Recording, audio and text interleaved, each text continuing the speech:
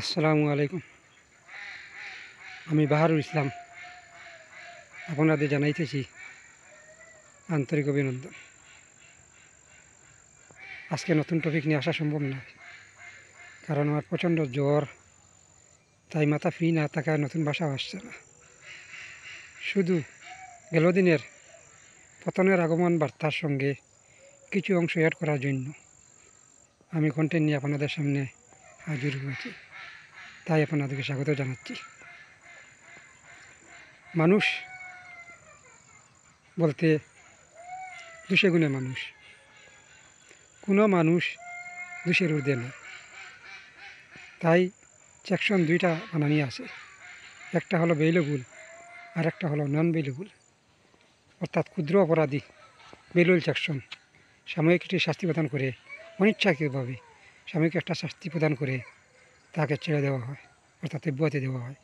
আর নন bailable section আইন কোনো অবস্থাতেই তাকে খালাস দিতে পারে না, এমনকি খুদ রাষ্ট্রপতিও চাইলে তাকে খালাস দেওয়া সম্ভব হয় না, কারণ জাতির বিরুদ্ধে গিয়ে রেজিস্টার্ড অপরাধীকে যদি ক্ষমা করে দেওয়া হয় তাহলে দেশে অশান্তির আগুন তৈরি হয়ে যাবে।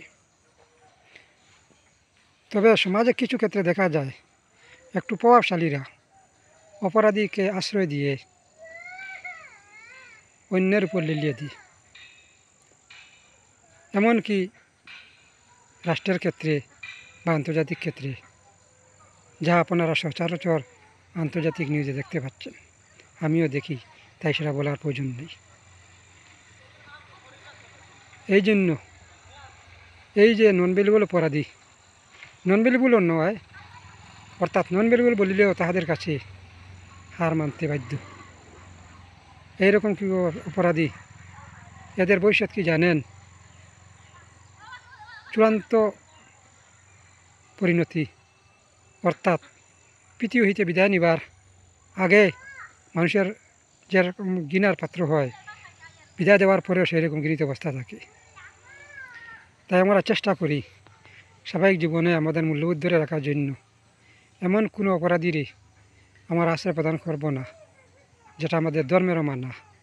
মানুষ বলতে এই ধর্মের পশুদের কোনো ধর্ম নাই, মানুষ বলতে এই ধর্মের একটি অংশীদার, এটাই তো মানুষের ধর্ম, মানবিকতা এটাই মানুষের ধর্ম।